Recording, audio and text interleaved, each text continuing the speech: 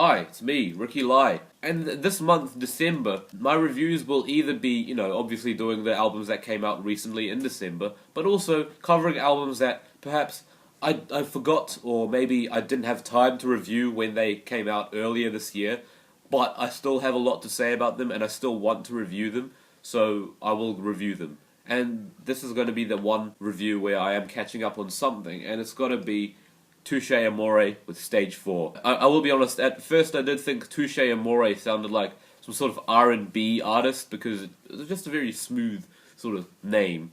But actually no, it's a post-hardcore band. I have accidentally categorized them as being emo, but apparently they're not. Listening to them, they're more on that hard-hitting post-hardcore sound with plenty of screamo vocals to kind of make things very abrasive and aggressive. But actually, I think that the music is really good because they managed to really deliver a lot of emotionally potent lyrics and subject matter, as well as just make the music sound very emotional. Like, just the guitar melodies going on there, it does make you feel like something emotional is being screamed, even though because the lyrics are being screamed, they can be quite difficult to decipher, unless you've got the lyrics open in front of you on genius.com. But this new album from Touché Amoré was like a real slap in the face for me. Yep, it's definitely emotional. From Touché Amoré, you'd expect that, but even more emotional than ever because it's a concept album basically, and it's based on frontman Jeremy Bolm, whose mother passed away due to cancer. And as such, this album is dealing with terminal illness, family, grief, and of course, death. This record focuses on reflecting on his mother's passing a year later, talking about how much it's impacted him, reflecting on questions about family and death, just really reaching out to the listener and just presenting them with a lot of hard-hitting anecdotes and questions. That's a really cool thing that Jeremy Bolm does. He actually connects his personal experiences and lyrics to the listener, which I thought was pretty cool, especially on the track Palm Dreams, which was a track about his mother having moved to Hollywood, but Jeremy Bolm always having questioned that decision, and never actually got the answer as to why she made that decision.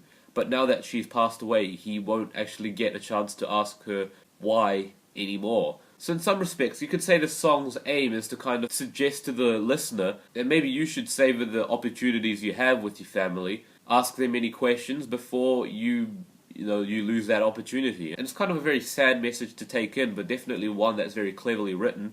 And the track 8 Seconds, it was basically a track all about, I might even say it's my favourite track on here, even despite it being the shortest track on the album. It's so well written. It's about being in the moment of which Jeremy Bolm received the call about his mother's passing, but he did miss the call due to, I think, either being in band practice or performing a gig, and when he came back, there was that moment in time, and this song sums that up very well, where he's just looking at his phone and just hesitating to call back because he just doesn't want to confirm the terrible news. And as well as this, the song really has this awesome metaphor about being pushed onto stage without having learnt your lines, being pushed onto the next stage in life without having prepared for what's going to be faced in front of you. And there are also other lyrical gems on this album, but I don't want to make this review like an hour long or anything, so I'll just say that those two are my favourite examples of how well this album is written.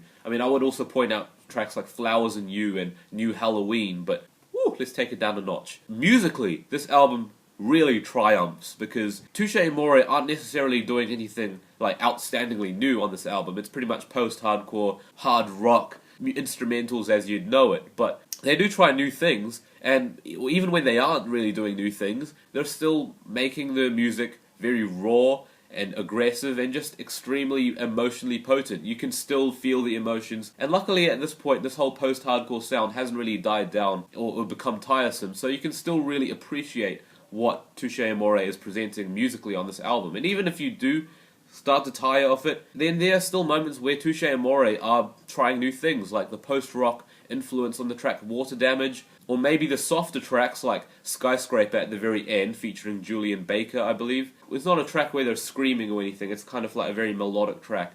to switch things up for the very end, which actually was a really cool move.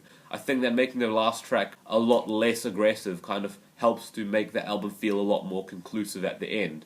As well as Flowers and You, which starts off very, very beautiful, and then suddenly explodes into its emotional blossom. And just a little thing, that on the track Softer Spoken, that little guitar line during the, like, halfway through the track, I'm thinking out of place, one to give me peace, and everything between, I'm thinking out of place. So sweet, it just really, it sounds so good. I feel like Touché Amoré on this album have just perfected what they do, like really emotionally potent post-hardcore. And I think the reason for that is because this time around the subject matter really does genuinely mean a lot to Jeremy Bolm and the band.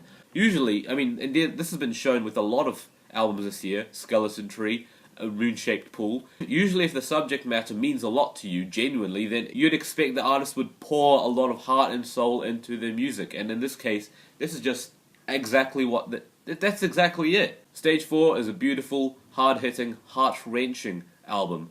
Yeah, let's give it a 9 out of 10. Yeah, another 9. Yeah. Yeah, and that's it. Sweet as.